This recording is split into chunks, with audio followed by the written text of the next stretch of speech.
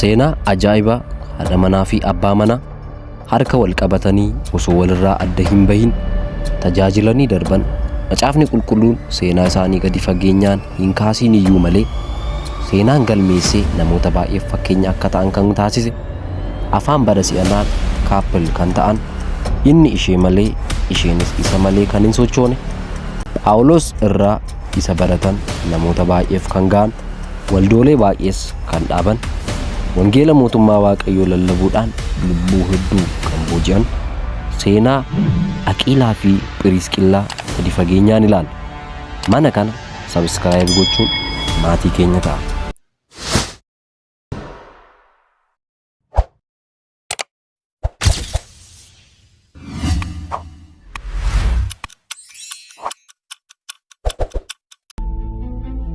Hayyoonni baay'een Phiriisqillaan dhalattuu magaalaa Roomaa akka taate amanu. Maqaan ishee maqaa maatii beekamoo fi kabajamoo Roomaa biratti baay'ee baramaa ture. Isheen sanyii Yihuudaa Roomaa keessa jiraatan keessaa dhalatte. Boodarra amantii kiristaanummaa fudhatte jedhamee yaadama. Seenaan Phiriisqillaa gaafa ka'u yoomiyyuu taanaan Aqiilaa waliin ka'a. Walitti dhufeenyi isaanis walitti dhufeenya haadha manaa fi abbaa manaadha. Phiriisqillaan yeroo hunda abbaa manaa ishee Aqiilaa waliin caqasamti. Isaan seenaa kakuu haaraa keessatti haadha manaa fi abbaa manaa walirraa osoo adda hin bahin wangeela lallabanidha jedhama. Aqiilaan dhalataa Phoonxoos yookiin Turkii ammaa yoo ta'u, Phiriisqillaan immoo dhalattuu Roomaa ta'uu akka dandeessu ni tilmaamama. Mootiin Roomaa Kilaawudiyoos Yihuudoota hunda Roomaa keessaa waan ari'eef baqatanii gara Qorontos deemanii achitti Phaawulosiin wal argan. Macaafni qulqulluun waa'ee ijoollee Phiriisqillaa fi Aqiilaa homaa hin dubbatu. Tilmaamaan garuu ijoollee akka hin qabne dubbatama.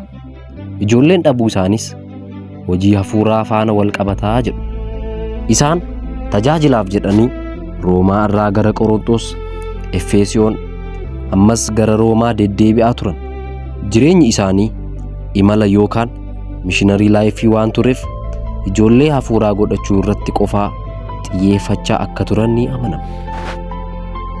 Gadi fageenyaan seenaan gaafa ibsu tajaajiltoonni mana isaanii keessatti walitti qabaman akka ijoollee isaaniitti fudhatamu ture. Kana malees lamaan isaanii dandeettii dunkaana hodhuu qabu turan. Bara sana namoonni ogummaa wal fakkaataa qaban gabaa irratti wal arguun baramaadha. Ogummaa kanaan wal baranii boodas waliin ta'anii wangeela babal'isuu jalqaban. Phiriisqillaa fi Aqiilaan Phaawulos duukaa kan wal argan magaalaa Qorontos keessattidha. Hojii Ergamootaa boqonnaa 18 lakkoofsa 1-3 irratti arganna. Phaawulos Axeenaarraa ka'ee gara Qorontos yeroo dhufetti Phiriisqillaa fi Aqiilaan Roomaadhaa ari'amanii Qorontos jiru ture. Sadan isaaniiyyuu ogummaa dunkaana hodhuu waan qabaniif hojii kana waliin hojjechaa turan. Phaawulosis mana isaanii ture. Isaan waliin hojjechaa, isaan waliin tajaajilaas tureera. Phiriisqillaan dubartii jabduu fi seeraan nama caafata beektu turte. Wangeela lallabuudhaanis nama lubbuu baay'ee gara mootummaa Kiristoositti dabaltedha. Aqiilaa fi Phiriisqillaan walirraa adda ba'anii hin beekan. Mana isaanii keessas waldaan akka jiru macaafni qulqulluu Roomaa boqonnaa 16 lakkoofsa 5 irratti nutti hima. Phaawulos waa'ee isaanii gaafa ibsu Roomaa boqonnaa 16 lakkoofsa 3-4 irratti hojii Kiristoos Yesuusitti warra hidhata koo ta'an Phiriisqillaa fi Aqiilaadhaaf nagaa koo anaaf dhiyeessaa. Isaanoo du'a na oolchuudhaaf jedhanii morma isaanii kennaniiru. Ani isaan nan galateeffadha. Ana duwwaa utuu hin ta'in waldoonni kiristaanaa saba warra kaanii hundinuus isaan in galateeffatu jechuun Phaawulos yeroo isaan galateeffatu argina. Dabalatas Phaawulos yeroo Qorontos irraa gara Efeesiyoon deemu isaanis hojii isaanii dhiisanii isa wajjin imalan. Akkasumas beekumsa Phaawulos irraa baratan sanas Apholosiin gorsuun caalaatti hojiin Kiristoos akka galuufi godhaniiru.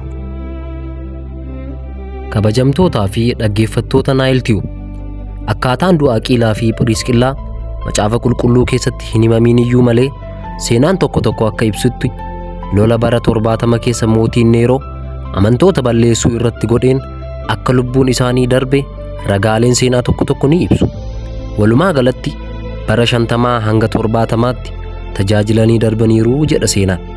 Maarree seenaan haadha manaa fi abbaa manaa kun seenaa namoota yeroo fuudhanii tajaajila dhaabanii kan faalleessudha. Namoonni baay'een yeroo fuudhan yookaan yeroo heeruman akkasumas yeroo hojii argatan hojii gooftaa dhiisuun adeemsa mataa isaanii warra hordofaniif fakkeenya guddaa ta'a. Aqiilaa fi Phirisqillaan waliin mana dhaabuu isaanii akka carraa guddaatti fudhachuun hojii wangeelaa itti fufsiisuun lallabaniiru. Waliinis aarsaa ta'uun gara gooftaa isaanii deemaniiru. Nutis ergaan keenya akkuma namoota kana lammanii akka ta'u yookaan isaa olitti gooftaa namni kamuu akka agarsiisudha. Kabajamtootaa fi jaallatamtoota akkasumas kaadhimamtoota gooftaa keenya Yesuus ergaan guyyaa har'aa isiniif qabannee dhufne kana fakkaata. Hamma xumuraatti waan nu dhaggeeffattaniif galatoomaa isiniin jecha ergaa koo asuma irratti goolaba. Ayyaannii fi araarri Waaqayyoo hunduma keessaniif haa baay'atu. Ameen.